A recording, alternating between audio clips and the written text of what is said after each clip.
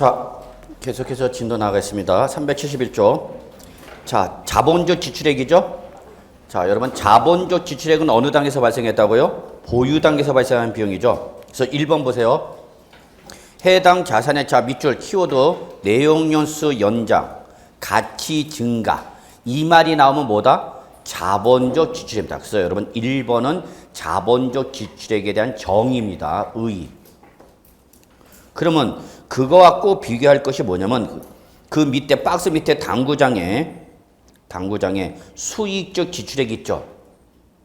찾으셨어요? 박스 밑에 당구장 수익적 지출액 둘째 줄 밑줄. 그래서 자본적 지출액은 반드시 수익적 지출액과 비교를 해 두셔야 돼요. 수익적 지출액과 비교해 두셔야 됩니다. 그래서 결론은 자본적 지출액은 우리 1번 해당 자산의 여러분? 내용연수 연장 또는 가치의 증가가 발생하는 수선비는 뭐가 되는 거고? 자본적 지출액. 그리고 그 밑에 나오는 수익적 지출액은 적어 놓으세요. 시험에 그냥 수익적 지출액 그러면 여러분이 금방 알 테니까 요즘 난이도에 따르면 수익적 지출액을 그냥 그대로 표현하기는 조금 그래요. 출제위원이. 그러면 수익적 지출액이 뭔지를 아느냐? 그걸 물어볼 수 있는 거죠. 그래서 그 당해 자산의 현상 유지 또는 원상 회복과 관련된 수선비. 그래서 결론은 여러분 자본적 지출액이나 수익적 지출액은 다 보유하는 단계에서 발생한 수선비입니다. 보유하는 단계에서 발생한 수선비인데 상대적 중요성이 큰 걸 뭐라고 그러고? 자본적 지출액. 상대적 중요성이 적은 거를 수익적 지출액이라고. 이때 시험에서 그냥 수익적 지출액 그러면 여러분이 금방 알 테니까 출제원이 수익적 지출액 그러지 않고 그 자산의 현상 유지 또는 원상 회복과 관련된 수선비 그러면 여러분 이게 뭐고? 수익적 지출액이죠. 그럼 결론 냅시다. 자본적 지출액은 필요 경비로 공제를 받을 수가 있지만 뭐는 수익적 지출액은 필요 경비로 공제받을 수 없다 그 얘기입니다. 이게 차이점이에요. 결론은 자본적 지출액은 필요 경비로 공제받을 수 있다. 수익적 지출액은 필요 경비로 공제받을 수 없다. 근데 실무 나가서 실제 계산할 때는요. 얘가 제일 어려워요. 얘가 제일 어려운 이유가 뭐냐면 어떤 절대적 조건을 제시해놓고 1,000만 원 초과하는 금액, 1,000만 원 미만 이러면 금방 판단할 텐데 뭐라 하냐면 상대적 중요성에 상대적.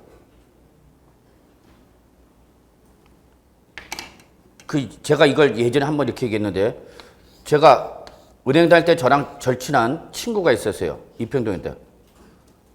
이름도 얘기했는데 일두라고. 진일두라고. 걔가 1m 한 90이 좀 안 돼요. 그래서 학교 다닐 때 기수도 하고요. 그런 친구야. 근데 걔가 꼭 나랑 붙어 다녀. 아, 스키 좀 떨어지면 좋은데 꼭 내 옆에 붙어. 재준아 나는 네가 좋아. 그럼 이렇게 껴. 그러면 차이가 확 나잖아. 씨. 그럼 얘는 저랑 비교하면 커요, 작아요? 크죠? 근데 같이 우리 동기들끼리 나이트클럽 왔는데 거기에 농구단 선수들이 와 있어. 농구단 선수들이요. 허모, 한모, 김모, 택, 이렇게 그 당시에 유명한 애들이었어요. 그래서 농구 선수들이 춤을 추는 걸 봤는데 근데 걔들 가니까 얘가 커, 작어? 그럼 얘는 큰 거야, 작은 거야? 우리 일도 큰 거야, 키가 큰 거야, 작은 거야? 저랑 비교하면 크고 이 애들과 비교하면 작은 거. 그러니까 이게 어렵다는 얘기예요. 제가 뭐 얘기하는지 알죠? 이 자본적 지출이나 수익적 지출의 금액을 절대적 기준 금액으로 1,000만 원 초과 그러면 자본적, 1,000만 원 미만 그러면은 수익적 이렇게 하면 금방 판단이 되는데 그냥 상대적 중요성으로 판단. 그러니까 실무 나가면 어려워. 이걸 인정을 하는지 못 하는지. 우리는 자꾸 뭘로 잡으려고 그러고 자본적 지출액으로 잡으려고. 양도자는 세무서는 일로 보려고 그러는 거고요. 그러니까 여러분 나중에 실무 나가서나 실제 여러분 주택 등을 양도할 때에 이게 자본적 지출액 가느냐 하는 것은 세무서에 확인하시기 제일 좋습니다. 내가 양도소득 세사인데 이러한 비용이 발생했다. 그럼 이거 자본적 지출액 갈 수 있냐 없냐? 그럼 물어보면 다 가르쳐줘요, 여러분. 물어보라면 세무서에 물어보라면 어이, 그러요? 아니, 물어보면 다 가르쳐 줘요. 어떻게 할거 얼마다라고 말은 안 해주지만, 걔도 직접 계산이나 관여를 안 하지만, 판단을 해준다고, 판단은. 얘가 비과세 받냐, 못 받냐, 그런 판단하는 건 물어보셨단 말이에요. 그러니까 여러분 실무 나갔을 때, 세무상 문제 발생하면 이 사람 저 사람한테 물어볼 필요가 없어요. 이 사람 저 사람 물어봐야 여러분 답 안 나와요. 가장 신속하고 정확하게 하는 것은 과세관청에 직접 문의하는 게 제일 좋아요. 고민하지 마세요. 이런 거죠. 그러면 대표적인 것이 예를 들어서 발코니 확장 비용. 그럼 발코니 확장 비용은 여러분 이거는 비용이 크죠? 커. 이거 제곱미터당 뭐 상당히 적지 않은 금액으로 하죠. 이번에 분양가 상한제 풀면 마지막 분양가 상한제 마지막 이번에 아파트 분양하는 거 나왔더니 상한제 묶이다 보니까 이걸 다 옵션으로 걸어놨더라고. 그래서 예전에 1200 정도면 발코니 확정했는데 지금은 1400으로 옵션 걸어놔갖고 200 이상 꼈다 그래갖고 이번에 아파트 분양가 또 올랐죠. 역시. 몰라, 우리는 그런 거 관심 없어. 우린 부동산 아니야. 우린 부동산 아니야. 씨. 근데 페인트 수술, 자, 페인트 했다. 페인트 칠했다. 벽지 갈았다. 조명기구 갈았다. 그럼 이건 어디로 가야 되는 거야?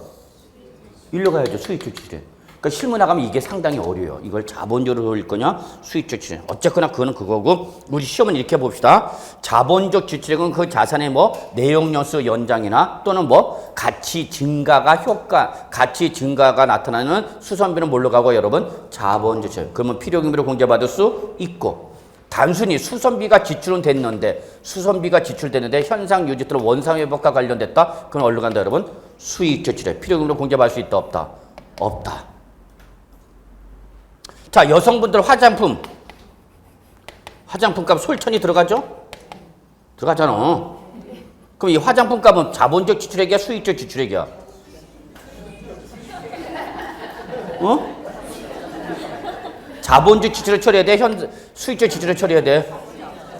수익적이죠. 현상 유지잖아. 이거 발랐다서 원판의 변동은 없잖아. 근데 쌍꺼풀 수술했다. 이건 뭐야? 네, 그렇게 구분하는 거야. 그래서 어려워. 그러니까 가끔 와서 물어봐요. 내가 어제 손을 댔는데 이거 자본적 지출이냐 수익적 지출이냐. 참네. 예. 그래서 여러분 1번 놓치지 마시고요. 자, 그 다음에 2번 해당 자산을 뭐 취득한 후죠. 취득 후. 그러니까 이건 보유 단계에서 발생한 거죠. 자, 3번이 올해 신설된 거죠. 3번이 올해 신설됐네요. 그래서 올해는 자본적 지출에서 신설됐고요. 실질 취득가에서 신설됐고 자본적 지출에서 신설됐죠. 그래서 관련 법률에 따라 토지 등이 협의 매수나 수용되는 경우로서 그 보상금의 증액과 관련하여 직접 소요된 소송 비용이나 화해 비용이 있다. 이때 증액 보상금을 한도로 해서 그 금액은 자본적 지출액으로 처리하라. 다만 그 지출한 연도 이 각소득 금액 계산에서 필요경비에 산입된 것은 포함해야 제외야. 제외죠. 이중공제 방지니까. 그래서 각소득 금액 계산하면 여러분 어려우면 그냥 종합소득세 그렇게 생각하시면 돼요. 양도소득세가 아닌 다른 소득세 계산할 때 필요경비 잡았다. 그 얘기 여러분. 자, 4번이 제일 중요해요. 자본적 지출에서 제일 중요한 건 4번이 여러분. 양도자산의 뭐 용도 변경 계량 이용편입 밑줄. 아주 중요해요. 자본적 지출액이 나왔을 때 얘가 빠진 적은 한 번도 없어. 그래서 자본적 지출액의 대표적인 것이 바로 뭐다 여러분? 용도 변경, 계량, 이용편이. 그래서 이걸 어떻게 외우냐? 용계리 그래놨죠. 앞글자 따서 용계리. 용가리가 아니라 용계리. 용도 변경할 때 용자, 계량할 때 계자, 이용편. 특히 이용편의를 놓치면 안 돼요. 이용편의. 그 다음에 5번. 개발이익 환수에 관한 법률에 따른 개발부담금. 재건축 초과 법률 명칭 갑자기 까먹네. 아, 요즘 이상하나 치매 현상이 오네. 재건축 초과 이익 환수에 관한 아니, 맞나? 재건축 이익 환수에 관한 법률을 따른. 아니, 몰라. 그냥 재건축 부담금. 수익자 부담금. 글자가 뭘로 끝났어요, 여러분? 부담금. 요즘은 자꾸 법률 명칭을 까먹어요.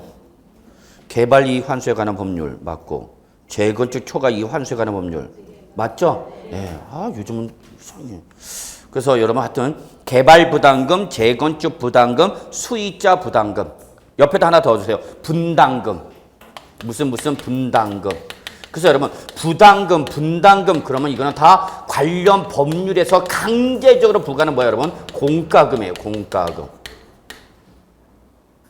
다른 말로 여러분이 많이 들은 말이 이거죠. 준조세. 네, 그렇기 때문에 이건 법률에서 강제적으로 부과하는 거기 때문에요. 필요 경비로 공제받을 수 있습니다. 다만 여러분 거기 박스 밑에 보시면요. 당구장에 택지 초과 소유 부담금이라는 게 있어요. 찾으셨어요? 예, 걔도 끝자를 뭘로 끝났죠? 택지 초과 소유 부담금을 끝났어요.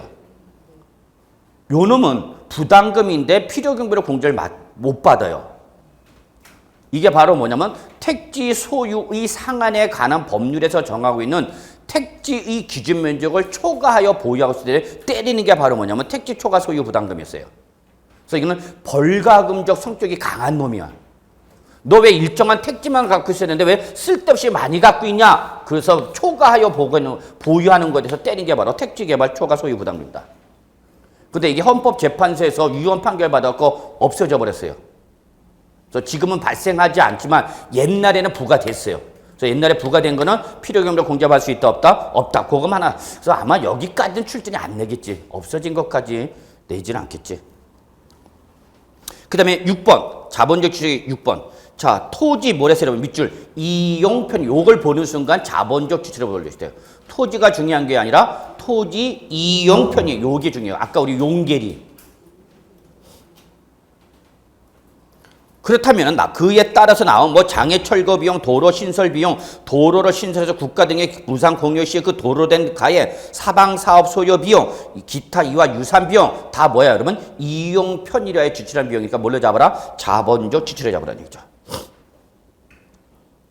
자, 여기까지 꼭 잡으셔야 돼요.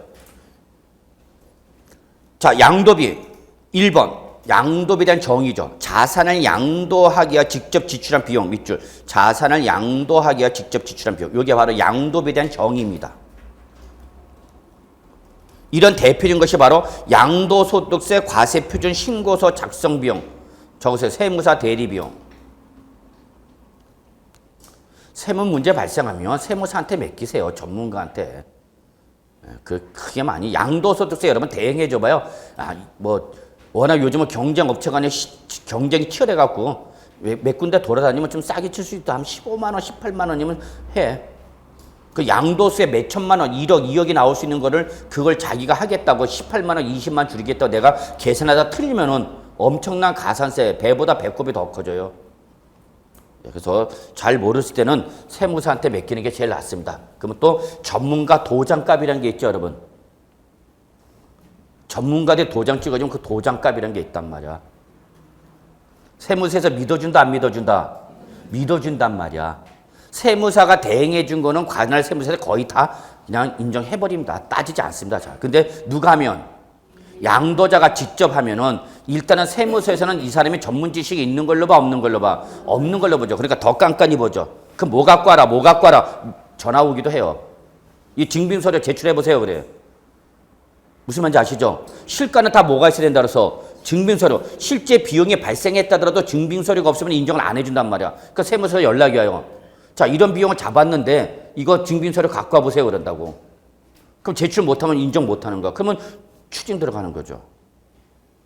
이해하시죠? 무슨 말인지. 공인중개사 도장이 왜 찍혀있냐고. 전문가가 중개해 준 거 아니야. 그 도장값을 여러분 수수료 받는 거 아니야. 응? 예. 자, 그 다음에 여러분 당구장에서 우리가 놓치면 안 되는 거. 자, 재산세, 종합부동산세 밑줄. 보유세는 필요경비를 못 잡아요. 밑줄. 재산세, 종합부동산 묶으시고요. 뭐? 보유세. 그 다음에 상속을 받으면 뭐가 부과되죠, 여러분? 상속세. 증여받으면 뭐가 부과되죠? 증여세. 이때에 그 내가 상속을 받았거나 증여받을 때 부과된 상속세, 증여세 필요경비를 못 잡습니다. 원칙. 다음에 제일 중요한 건 앞에 말이에요. 앞에 당구장. 필요 경비를 지출한 연도 이 각소득 금액 계산할 때 종합소득 등 이 필요 경비에 산입하였거나 산입할 금액은 무슨 공제니까? 이중 공제니까. 필요 경비를 잡을 수 있다 없다? 없다. 최근에는 이쪽으로 많이 시비 거네요. 이중 공제 받지 못한다는 거. 그래서 우리 아까 봤었죠? 양도소득세, 종합소득세 있는데 종합소득세에서 필요금을 잡을 거라면 양도소득세 계산 때 필요금을 잡을 수 있다 없다? 없다. 그것만 기억하시면 돼요. 자, 기준시가는 양도책 나왔죠? 저는 하지 말라고 하는데 또 하지 말라고 그러면 또 불안해한 분들이 많아요. 그래서 우리 아까 했었죠? 기준시가는 뭐에서 여러분? 양도 당시 기준시가에서 뭐를 차감한 거다고요? 취득 당시 기준시가를 차감한 거다. 근데 이때 취득 당시 기준시가를 차감할 때는 여기다 뭘 한 번 더 해라, 여러분? 필요경비 계산 공제액을 한 번 더 더해준다. 이때 필요경비 계산 공제액은 어떻게 계산한다? 취득 당시 기준시가에다가 양도 물건별에 따른 공제이죠. 그래서 여기 취득 당시 기준시가 곱하기 양도 물건에 따른 공제이죠. 그러면 요거를 이렇게 지워버리면은 이렇게 되는 거죠. 취득 당시 기준시가 플러스 취득 당시 기준시가 곱하기 공제율을 더한 금액을 양도 당시 기준시가에서 차감한 것이 바로 뭐다, 여러분? 기준시가에 의한 양도 차익이다, 그 얘기죠.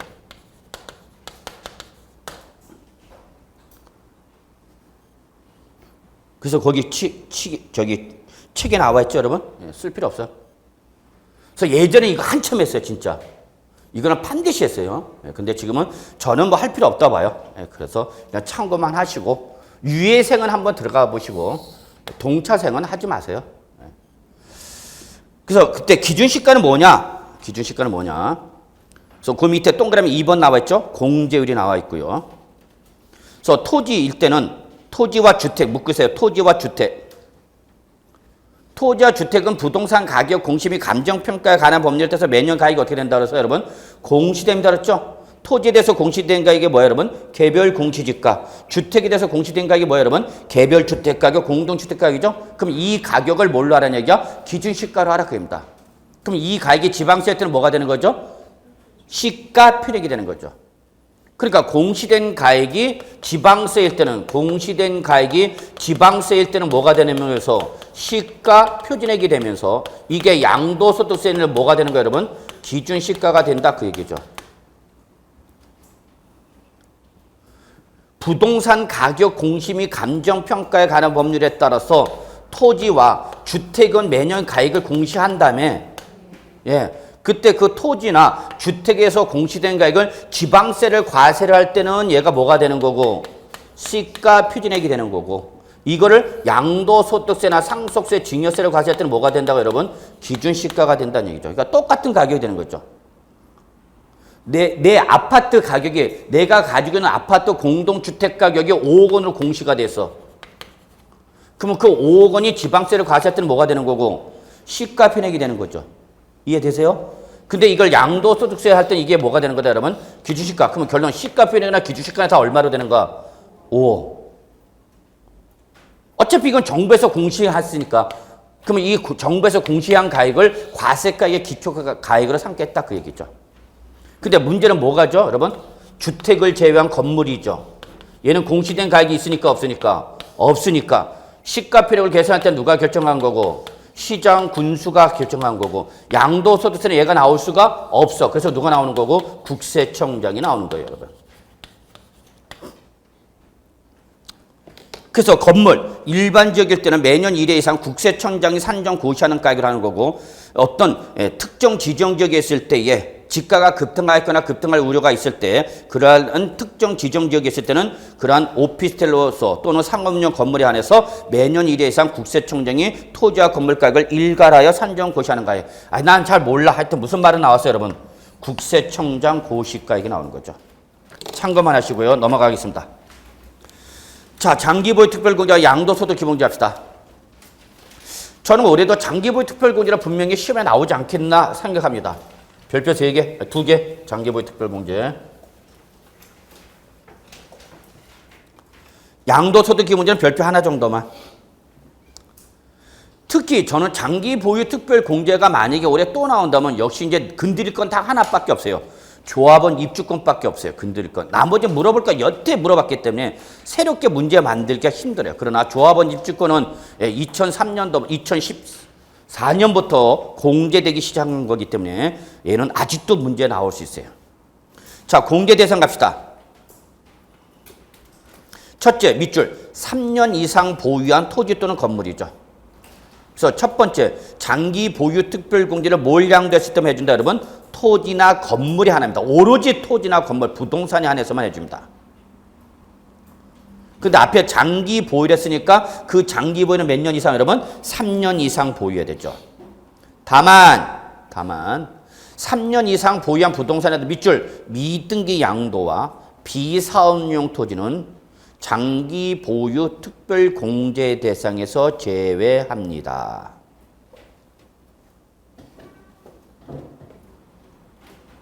그래서 여러분, 현재 올해까지는 비사업용 토지가 나왔을 때 세법상 비사업용 토지에 대한 차등과세는 이거 하나밖에 없어요.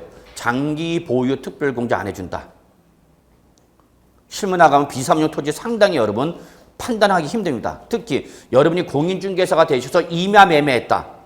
임야는 거의 10중 8구는 다 요 비사업용 토지로 갑니다. 그 판정하셔야 돼요, 여러분. 그래도 비사업용 토지라더라도 지금은 못 밖에 없다, 여러분. 장기 보유 특별 공제 배제밖에 없어요. 세율에 대한 차이는 없어요. 자, 그 다음에 2번 밑줄. 예.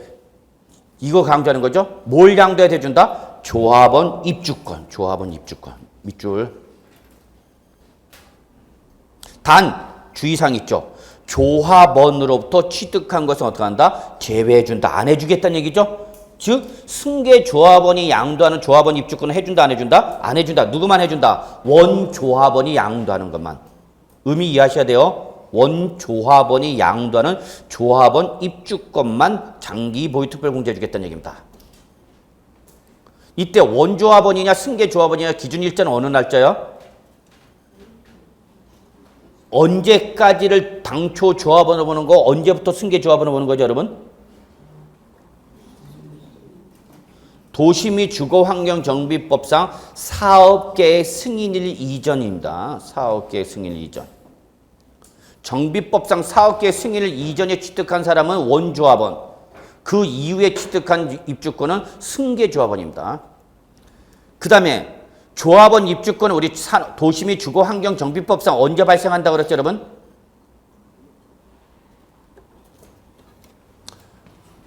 자, 보세요. 여러분이 도시 및 주거환경정비법상 재건축, 재개발 사업에 대한 사업 진행 절차는 아시죠? 예, 아실 거예요. 예. 그 중에서 우리 세법에서 중요한 영향을 미치는 시간이 두 가지가 있어요. 시간이 세 가지가 있어요. 첫째, 사업계획 승인일.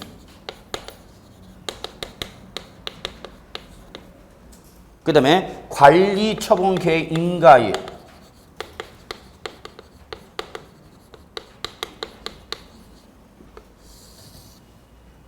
제가 아마 다음 주까지만 이제 증권 쪽 금융 강의가 방송 촬영이 끝나면 이제 8월, 7월 달 중순부터 이제 다시 실무 특강 지금 준비하고 있는데, 실무 특강에 이제 요 입주권을 좀 우선적으로 좀 찍을까 합니다. 입주권. 상당히 세법과 정비법상의 차이가 많아요. 그 다음에 우리 멸실됐을 때, 사업이 시행되면서 멸실됐을 때, 완성됐을 때, 이것이 우리 세법에서는 다 다릅니다.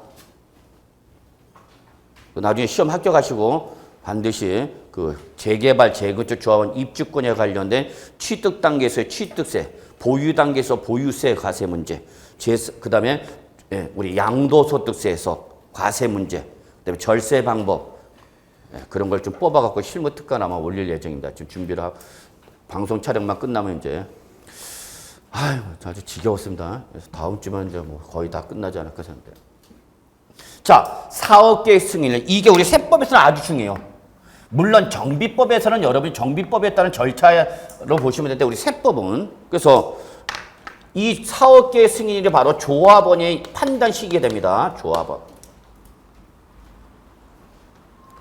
우리 세법은요, 당초 조합원이냐 승계 조합원에 따라서 나중에 이 완성된 재건축 재개발 주택을 취득했을 때 취득세를 어디까지 감면해 줄 거냐, 감면폭도 달라지고요. 또 서울특별시 조례, 여러분 나중에 조례 보셔야 돼요. 조례에도 각종 혜택이 있습니다, 여러분. 재건축 재개발. 예. 또 역시 주택임대사업자도 세법상 우대 대상, 규제 대상. 우대 대상이죠. 주택임대사업자는. 예, 그거 관련된 취득세, 재산세, 종합부동산세, 양도소세 그런 거 다시 별도로 지금 뽑아서 준비할 겁니다. 달라요. 자, 이때 조합원은 사업계획 승인을 이전이면 뭐가 되는 거고? 당초 조합원. 그리고 이후에 취득했다 뭐가 되는 거예요, 여러분? 승계 조합원. 그럼 일단은 우리 장기 보유 특별 공개는 누구만 해주겠다? 당초 조합원이 한해서만 해주겠다는 얘기야. 이게 다 달라요, 여러분. 승계 조합은 해준다, 안 해준다? 안 해준다는 얘기예요. 그 다음에 입주권은 우리 세법상 도시 및 죄송합니다. 예. 재건축 재개발 조합원 입주권의 발생 시점은 관리처분 계획입니다. 그래서 항상 조합원 입주권은 뭐와 연결돼요, 여러분? 관리처분 계획인가니까 꼭 같이 다닙니다. 놓치지 마세요. 그럼 이때부터 입주권이 발생한 걸 본단 말이에요, 우리 세법은. 언제부터? 관리처분 계획인가요? 근데 뭐가 되기 전까지는, 멸실되기 전까지는 관리처분 계획 인가받아서 기존에 있던 주택이 없어지는 건 아니잖아.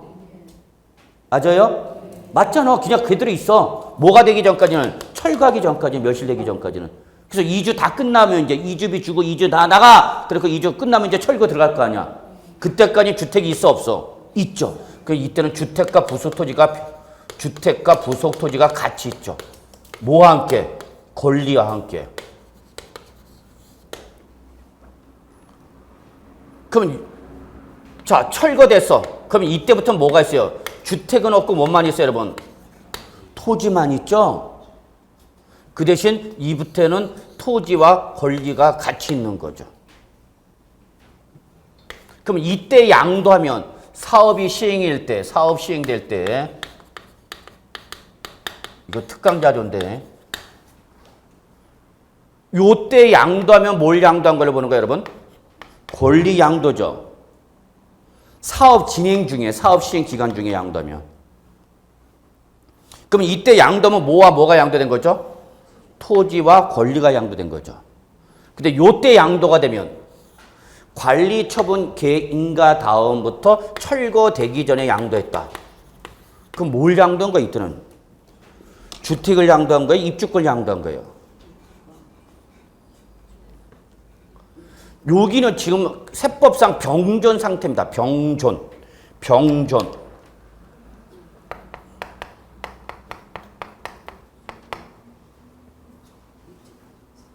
모두 있고, 주택도 있고, 모두 있고, 입주권. 그러면 이 상태, 멸실되기 전에 양도했다. 그러면 입주권을 양도한 걸로 보냐? 주택을 양도한 걸로 보냐?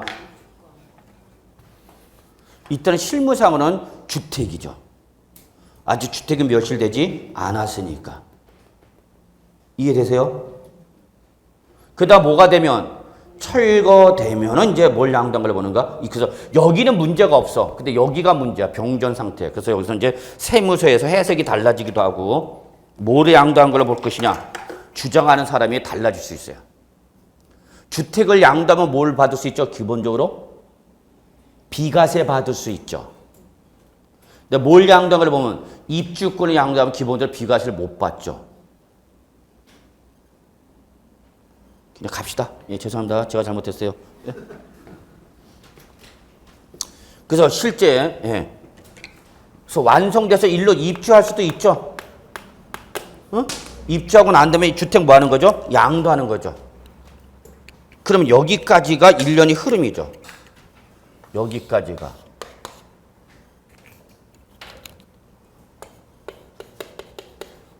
그럼 내가 종전 주택을 취득했다.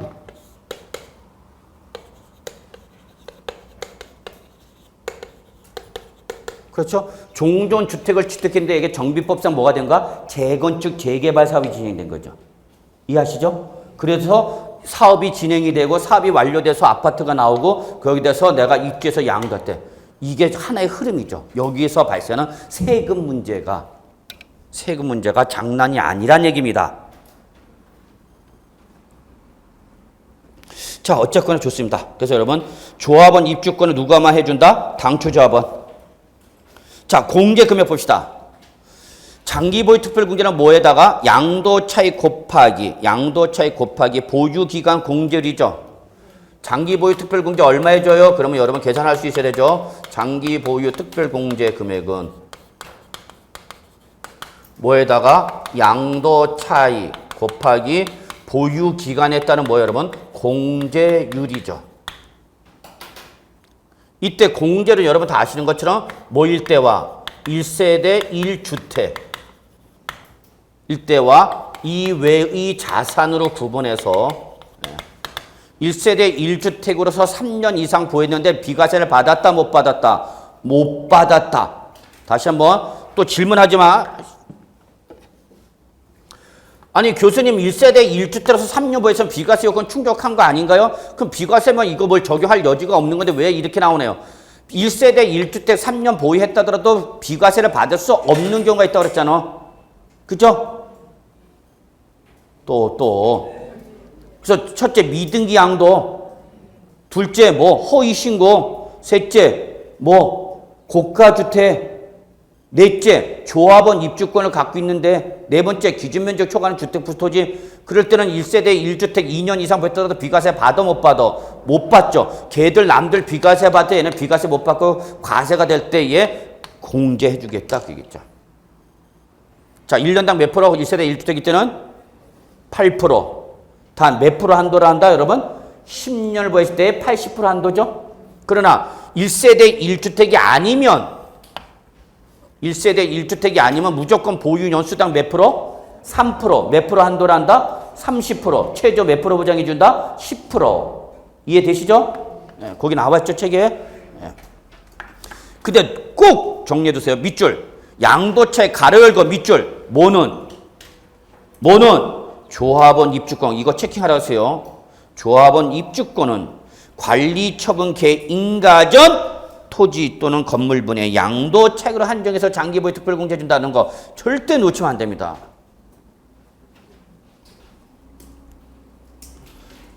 밑줄. 조합원 입주권은 장기보유 특별공제 해줘 안 해줘? 해줘. 해주기는 해주는데 전액공제를 해주는 것이 아니라 관리처분계 인가전 토지나 건물분의 양도차익으로 한정해 준다는 얘기입니다. 자, 제가 지금 여러분 입주권을 양도했어요. 이때 양도했어. 조합원 입주권을. 그러면 이때 양도는 조합원 입주권 장기보유 특별공제 해준다 안 해준다? 해준다. 누가 양도하면?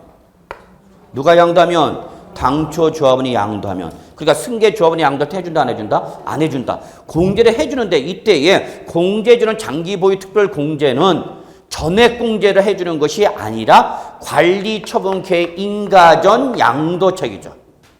그러니까 이때 기존 주택을 뭐해서 취득해서 언제까지? 관리처분계 인가일까지. 여기가 3년. 자, 여기까지가 4년 봅시다. 자, 종전 주택을 취득해서 관리처분 계획 인가일까지 기간이 몇 년이고? 3년. 그래서 관리처분 계획 인가 받은 다음에서 1년이 지난 다음에 지금 4년째에 뭘 양도하고 있는가? 입주권을 양도하고 있는 거야. 이해하세요? 그러면 이때에 이 조합원 입주권의 장기 보유 특별 공제는 1년당 몇 프로? 1년당 몇 프로? 8%야 3%야? 3%죠. 3%.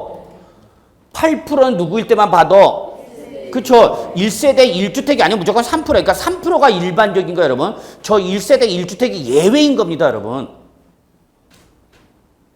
그래서 1년당 몇 프로 여러분? 3%죠. 자, 3% 곱하기 보유 연수. 보유 연수 몇 년 하라는 얘기야? 3년이야, 4년이야, 1년이야? 집에 갈까? 비도 오고. 몇 년을 하라고?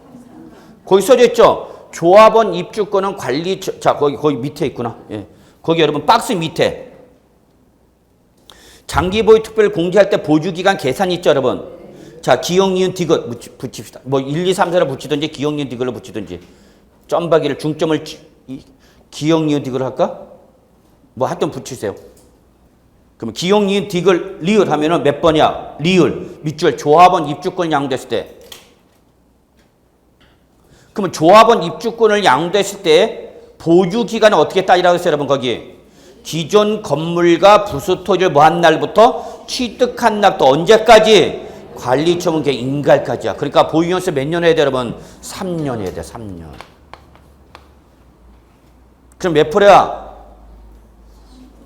그러면 공제를 몇 프로야? 9%야, 10%야? 10%죠, 10%. 9% 나오는데 최저 몇 프로 보장해 준다고 그랬으니까 10% 보장해준다고 그랬죠. 그래서 시험 내기 딱 좋죠. 출전 입장에서는. 보기 지문에 12% 깔아놓고 요것도 깔고 요것도 깔고 3%도 깔고 9%도 깔고 당연히 10% 앞에 뭐가 깔어? 9% 나오죠. 그래서 여기 오기 전에 요거 잡아 함정에 빠뜨리죠. 3, 3, 오 나왔다 9%. 오 예. 그래 침 닦죠. 맞았다. 그리고 집에 가서 가드 맞춰보니까 틀렸네. 가드 몇 프로야? 10%죠. 문제 이렇게 구성해요, 여러분. 제가 기출문제 문제 풀 때, 객관식 문제 풀 때 보기지문 아무렇게 나오는 것 같지만 절대 보기지문 아무렇게 나오는 거 아닙니다. 거기에 출제자 의도가 다 있습니다. 모범 답안 앞에 함정 판는 거 그런 거 다 잡아드릴 거예요, 제가. 이렇게 문제 만든다. 그러면 여러분 그걸 조금 어느 정도 이해되면 모르는 문제가 나와도 찍었을 때 확률이 엄청 올라갑니다. 제가 그 재미를 아주 많이 보고 있어요. 아, 출전이 답을 이렇게 만드는구나. 보기짐을 이렇게 만드는 거구나. 그 무슨 내용인지 몰라도 보기짐을 이렇게 보다 보면 답이 보이는 경우가 많아요. 진짜입니다, 여러분. 그래서 기대해 주세요. 뽕입니다. 자, 무슨 말인지 아시겠죠, 여러분? 그래서 자, 정리할게요. 지금 제가 계속 강조하는 건 뭐예요, 여러분? 조합원 입주권 강조하세요. 그래서 조합원 입주권 양도했다. 장기보유 누가 양도하면? 당초 조합원이 양도하면 장기보유 특별공제 받을 수 있다, 없다? 있다. 그래서 1년당 몇 프로 하자, 여러분? 3%. 다만 보유기간 주의하라. 보유기간은 언제? 관리 처분 계획 인가 전 양도 차익을 한다고 한다죠. 그렇기 때문에 이때 보유기간은 기존 주택을 뭐 한 날부터 취득한 날부터 언제까지? 관리 처분 계획 인가까지야. 양도일까지 기간이 아니야. 그러니까 출제는 당연히 양도일까지 기간 이거 잡아 안 잡아 보기 지문에 잡겠죠, 당연히. 이걸 안 잡을 수가 없지, 출제는. 여기까지인 걸 아느냐 물어보니 이걸 안 잡을 수가 없죠. 그러면 3, 3은 9. 딱 그래서 9% 나오게 만들어, 출제는 분명히. 그래서 9% 찍게 만들죠. 그 대신 우리 최저 보장 몇 프로? 10%까지 검증하겠다는 얘기죠. 그러면 답은 일로 갔죠. 이렇게 만드는 거야, 출제연이. 자, 그 다음에 적용 방법에 오시면 장기보유 특별권은 양도 최소 공제하는 거죠. 일정률을 공제하는데, 자, 여기 밑줄 비과세 요건 충족한 고가주택 밑줄. 비과세 요건 충족한 고가주택일 때도 장기보유 특별 공제하죠. 단 장기보유 특별 공제를 해주되 전액 공제를 해주는 것이 아니라 무슨 계산한다? 밑줄 안분 계산하죠. 어떻게 안분했어요? 양도가에서 9억을 뺀 가액을 양도가로 나눈 비율만큼. 이걸 뭐라 그래 우리? 안분 계산. 그러면 이것도 출전이 좋아하는 거죠, 여러분. 비과세 요건을 충족한 지금 무슨 주택 양도했어요? 고가주택 양도했죠? 그러면 이때 고가주택일 때, 자, 양도 차익과 뭐는 장기 보유 특별 공제는 무슨 계산한다고요, 여러분? 안분 계산하는 거죠.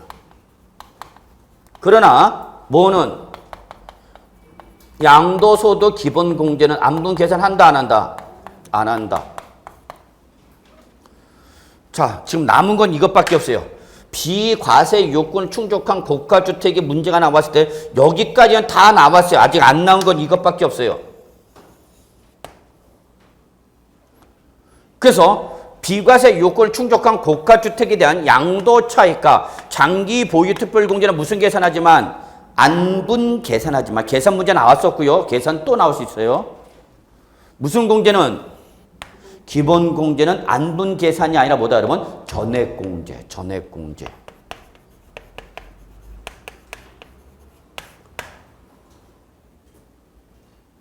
전액 공제입니다. 기본 공제는 안분 계산 한다 안 한다? 안 해. 그냥 250만 원 다 공제 주겠다는 얘기입니다. 그 다음에 밑에 국외자산에 대해서는 적용 안 한다. 국외자산에서는 장기보유 특별공제 해준다 안 해준다? 안 해준다. 예, 최근에 나오는 거죠 이런 것도. 예, 저야 뭐 입에다 거품 물고 얘기한 거고요. 자, 장기보유 특별공제 보유기간 계산 있죠 여러분? 원칙 그 자산을 취득한 날부터 언제까지다? 양도일까지. 단 증여 2월 가서 아주 중요하죠. 이거 이따 할 텐데 이때는 증여받은 날이 아니라 증여한 배우자나 직계준비속이 해당 자산을 취득한 날로부터 보유기간 계산합니다. 그 다음에 가업상속 공제가 적용된 비율에 해당할 때는 그때는 피상속인의 취득일부터 따집니다. 자, 여기서 가업상속 공제가 뭐냐면요. 상속을 받았는데 이것이 선대부터 아버님 이후부터 계속 가업을 해오던 사업을 승계받으면요. 상속을 받으면 가업 상속을 해줍니다. 거의 뭐 가업 상속 공제 비율이 엄청 높습니다. 그러니까 우리나라의 가장 큰 문제는 산업에 가업 상속이 없어요. 우리 집안은 대대로 뭐 하는 집안이라는 게 없다는 얘기야. 끼케야 뭐 뼈다구 해장국 3대 면 집안 장충동 가면 족발집 3대 집안. 우리는 가업상속은 대부분 그런 게 많아. 그죠? 장충동 가면 일단 최소 3대 정도는 해줘야 그 집 가서 먹죠.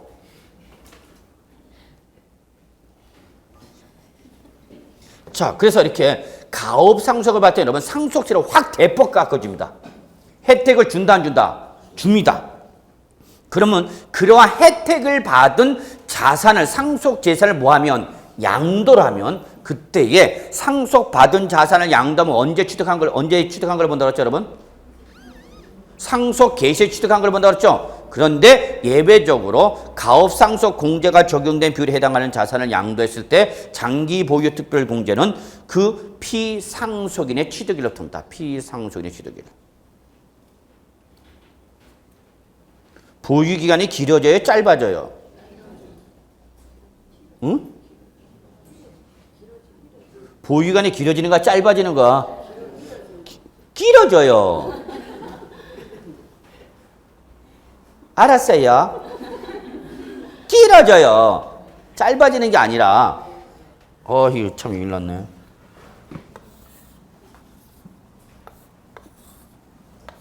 자, 상속을 받았어. 상속 개시일. 그래서 갑이 돌아가시면서 을이 상속을 받고 이걸 양도한 거죠, 을이? 그러면 우리는 언제 취득한 걸로 봐라? 상속 개시일. 그래서 이날부터 취득한 걸로 이게 보유기간이죠. 근데 장기 보유 특별 공제라서 가업상속 공제를 적용받은 재산은 피상속인의 당초 취득 이날부터 따지라는 얘기죠, 여러분. 그럼 보유기간이 길어지는 거잖아. 그러니까 지금 가업상속 공제 뭐 해주는가? 혜택 주는 거죠. 상속세 혜택도 주는 거고. 그래서 요거는 작년에 개정된 거죠. 그래서 아직 요거는 시험에 안 나왔네요. 개정됐지만은 좀 봐주시고요. 자, 양도소득 기본공제 합시다. 양도소득 있는 거주자죠. 밑줄 무슨 공제야? 그래서 인적 공제죠. 이게 장기보유 특별공제와 다른 점이죠. 다만 뭐는 안 해준다. 미등 양도할 때 안 해주는 거죠. 그럼 요거 한번 좀 잠깐 정리해 봅시다. 자, 어디다 적어놓으세요.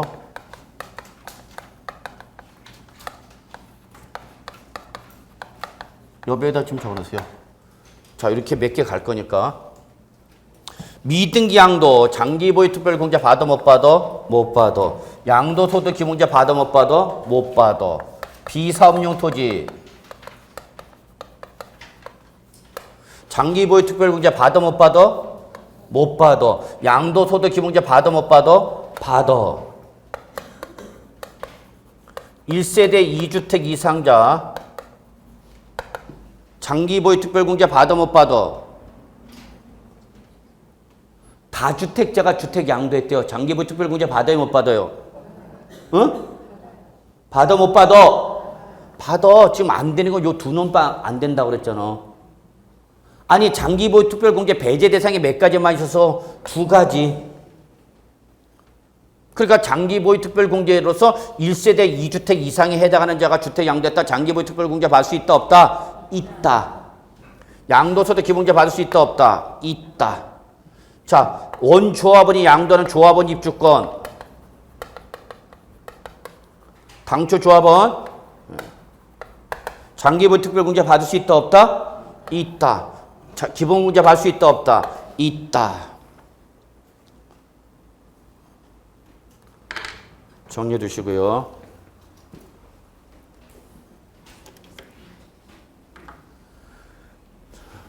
자, 그 다음에 공제금액 보세요.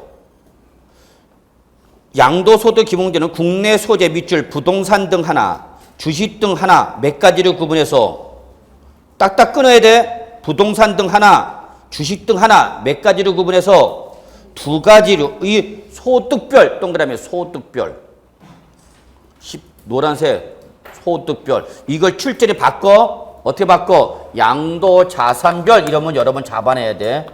양도자산별 공제 그럼 일 나는 거야? 양도소득 기본공제는 양도자산별 공제가 아니라 뭐다? 소득별 구분공제다고.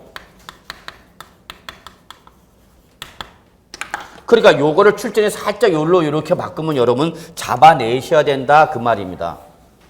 양도자산별 공제가 아니라 뭐다? 소득별 구분공제라는 얘기입니다. 이때 소득별 구분을 몇 가지로 구분한다고요? 두 가지. 뭐와? 부동산 등과 뭐 주식 등. 그래서 이거 밑줄을 두 개로 끊어서 밑줄 치려니까 그냥 한 줄을 죄다 묶어버리죠.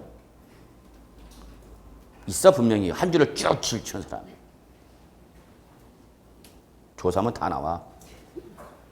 그래서 몇 가지를 구분하라고? 부동산 등과 주식 등. 이 무슨 금액에 합계해서 양도소득 금액 합계액에서 얼마씩 공제받으라? 250만 원씩 1년당. 그래서 양도소득 기본공제는 어느 금액에서 빼는 거예요? 양도소득 기본공제는 어떤 금액에서 빼는 거예요? 양도소득 금액에서 차감하는 거죠. 밑줄 양도소득 금액 합계액에서 각각 얼마씩? 연 250만 원씩. 그걸 출전이 양도 차액에서 그러면 여러분 잡아내야 돼. 출전이 말장난쳐.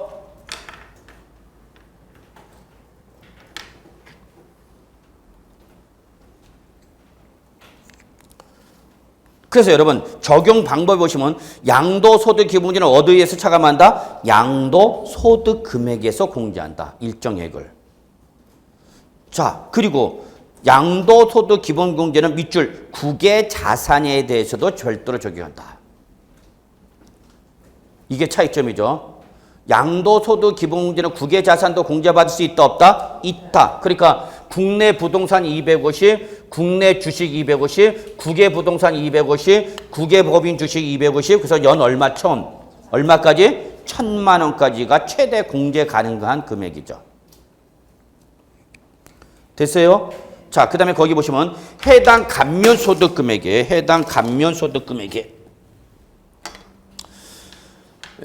즉 당해년도에 감면 대상과 비감면 대상이 있으면 이때는 밑줄 감면소득 금액 외의 소득 금액 밑줄 한 줄로 쳐야 돼.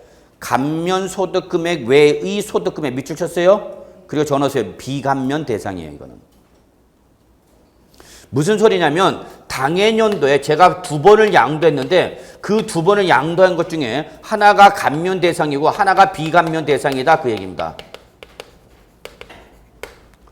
그러면 이때는 어디서 먼저 공제받으라는 얘기 여러분? 비감면 대상에서 공제받으라 그 얘기입니다. 근데 비감면 대상이 2개 이상이다. 한 개가 아니라 비감면 대상이 2개 이상이다. 그러면 이 중에서 어떤 놈을 먼저 공제받을 거냐? 그때는 순차 공제, 먼저 양도한 것부터 공제받으라는 얘기예요. 자, 요거 잠깐 설명드리겠습니다. 자, 여러분, 제가 1월 4일 날에요. 토지를 양도했어요. 1월 4일 날 토지를 양도했습니다. 이때 양도소득 금액이 자, 뭐 1억이었습니다. 1월 4일 날 토지 양도했을 때 양도소득 금액이 얼마다고 여러분? 1억. 그러면 우리 양도소득 금액이 나왔으니까 요거는 양도 차익에서 뭐까지 차감하는 금액이다? 장기 보유특별공제 차감하는 금액이라는 걸 알아야 되는 거죠. 그럼 여러분 그 다음에 뭐가 나와야 되는가? 양도소득 금액이 나왔으니까 그 다음에 뭐가 나와야 되는가? 양도소득 기본공제가 나와야 되는 거죠. 차장 금기 가세산. 자, 그래서 뭐가 나오는 거예요, 여러분? 양도소득 뭐가 나오는 거야, 이제? 과세표 나오는 거죠. 자, 그러면 1억을 양도했다. 1월 4일 날 토지 양도했을 때 양도소득 기본공제 금액 얼마예요? 250만 원이죠. 과표는 뭐 9,750만 원 나오겠죠? 거기다 세율 때려서 산출세이 나오는 거죠? 그런데 제가 5월 4일 날, 5월 3일 날 애 어린이날 선물해 줘야 되기 때문에 아파트 당첨권 팔았어요. 애 선물 사주려고 아파트 당첨권 팔았어. 훌륭한 집안이야.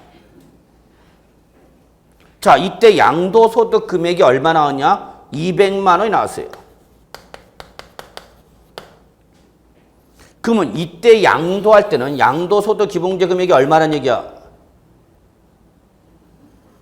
얼마 공제받아 양도소득 기본공제? 응? 250이죠? 아니야? 없죠?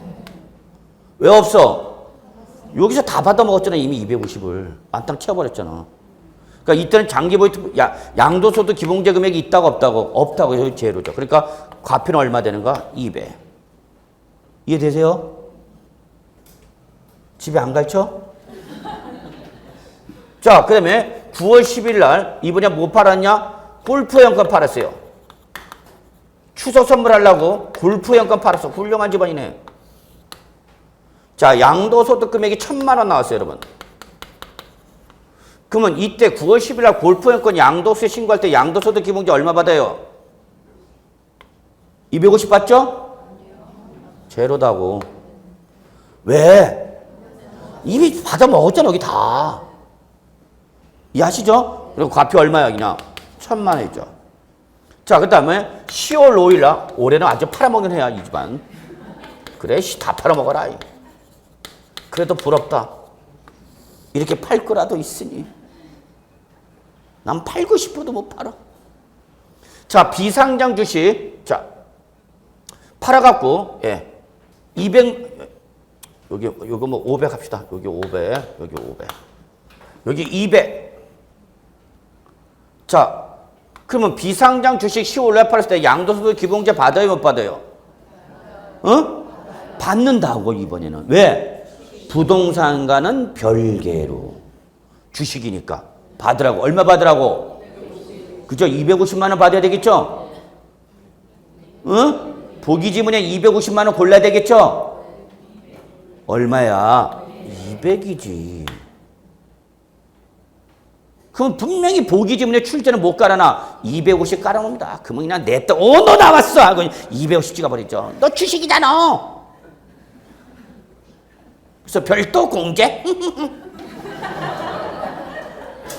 그리고 집에 가서 가단 맞춰보니 또 틀렸네. 여기 얼마야, 여러분? 200. 이해하시죠?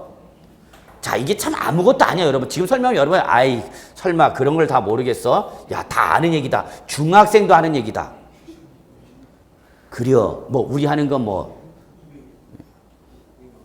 어떤 문제 그래요? 아, 교수님 뭐 중학생도 아는 얘기 합니까? 그래. 그래서 합격이라도 좀 하라고. 자, LA에 있는 토지 양도세요. 아주 다 팔아먹는 거죠. 어디에도 있어? LA에도 있어. 자, 2억 있어요.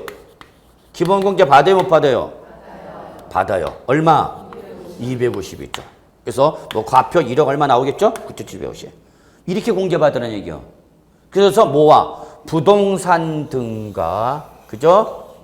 주식 등 구별하고, 이 국내 자산에 왜 뭐가 있으면 국외 자산은 또 별도로 국내와 똑같이 받으라는 얘기죠. 그래서 얼마씩? 250, 250, 250에서 총 이론상 공제받을 최대 금액 얼마? 1,000만 원. 여기까지 이해되셨죠? 자, 그런데 만약에 조건 바꿉니다. 얘가 조세특례제한법상 100% 감면 대상이랍니다. 조건 들어오는 겁니다. 지금 우리 아까 요거 설명하는 겁니다, 이제. 내가 올해 여러 번의 양도를 했는데 그 중에 토지가 무엇다, 여러분? 100% 감면 대상이랍니다. 조건 바꿨어, 출제연이. 100% 감면이라면 뭘 말하는 거예요, 여러분? 뭐가 나오면? 산출세기 나오면 산출세에서 세액 공제하라는 얘기죠? 세액 감면하라는 얘기야. 빼주라는 얘기야. 몇 프로 빼주라고 여기 지금? 100%. 그러면 100%다 빼주니까 납부할 세액은 있어, 없어? 없죠. 그래서 세액 감면을 다른 말로 뭐라고 한다? 면제라고도 한다 그랬죠? 내는 금액이 없으니까. 물론 50% 감면, 그럼 50%만 감해주면 되는 거고.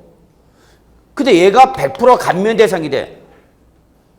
그러면 여기서 장기 양도소득 기본공제 받지 말고 여기서 받아라, 그 얘기 여러분. 이해하시겠어요? 감면 대상과 비감면 대상이 섞였으면 감면 대상에서 공제받지 말고 어디서 받으라? 비감면 대상에서 공제받으라, 그 얘기 여러분. 왜? 어차피 얘는 공제를 안 받아갖고 산출세액이 나와도 다 뭘 받으니까? 감면 받으니까 오히려 여기서는 공제 효과가 나타나, 안 나타나? 안 나타나는 거죠. 차라리 여기서 받으면 얘는 줄어들죠, 250이. 그래서 이거야. 감면 대상과 비감면 대상이 섞였으면 감면 대상에서 공제받지 말고 어디서 받아라? 비감면. 그럼 여기 얼마 되는 거야, 과표가? 250이죠. 그럼 얘 그만큼 양도소득 과표가 줄어들었죠. 이해되세요? 감면 대상과 비감면 대상이 섞여 있으면 감면 대상에서 공제받지 말고 어디서 받아라? 비감면 대상. 근데 비감면 대상이 2개 이상이다. 그러면 이 중에서 어떤 거? 먼저 양도한 것부터. 그러면 여기서 250 받으란 얘기죠. 그러면 자 보세요. 이제 봐요. 1월 4일 날 토지 양도했어요. 얘가 무슨 대상이에요? 감면 대상이에요. 그럼 이때는 기본공제 받아요, 못 받아요? 이제 여러분이 여기서 이제 헷갈리니까 궁금하시면 받아요, 안 받아요? 받아요, 일단은. 왜? 요 시점에서는 1월 4일쯤에 이게 없는 거 아니야. 아, 지금 까놓고 보니까 그렇지만은 무슨 말인지 아시죠? 순차적으로 가보자, 순차적으로. 그러면 1월 4일날 나한테 지금 이건 없는 거야. 그럼 일단 여기서 얼마 받는가? 250 받죠. 그래서 산출세액이 나왔죠? 그래도 뭐 한 거야? 100% 감면 받았죠? 그러니까 얘는 이래나 안 해나 뭐 상관없죠. 자, 근데 올해 5월 3일 이제 여기 온 거야, 이제? 그래서 지금 아파트 당첨권 양도했을 때 기본공제 받으니까 이미 여기서 받아먹어버렸죠? 그러면 이거 어떡하냐? 재계산하는 거야. 다시 계산하라고. 이거 있는 걸로 보고 없는 걸로 보고. 없는 걸로 보고 과표 얼마로 해놓고 1억. 그래서 산출세액 다시 계산하죠. 산출세액 계산해봐야 무슨 대상이면 역시 내는 건 없죠. 그러니까 여기서만 그냥 추가로 얼마 받으면 되는가? 250을 받으면 되는 거죠. 이해하시겠어요? 그래서 이런 걸 양도소득세 무슨 과세? 합산과세. 이거 다 확정신고 때 이거 다 뭐해서 해야 돼요, 여러분? 합산해서 다 해야 되죠. 합산해서. 내가 양도할 때마다 무슨 신고했어도 양도할 때마다 뭐 했어? 예정 신고했죠. 그렇더라도 이게 누진세율 대상이면은 그걸 뭐 해야 돼? 다음 년도 5월 달에 확정신고 아니면 여기서 확정신고 세율 조정해야 됩니다. 다. 소득세는 무슨 과세예요, 여러분? 합산과세라는 거 잊지 마시고. 자, 그래서 여기까지 하겠습니다. 이번 시간. 그래서 양도소득 기본문제 했고요. 좀 쉬었다가 특례 들어갑시다.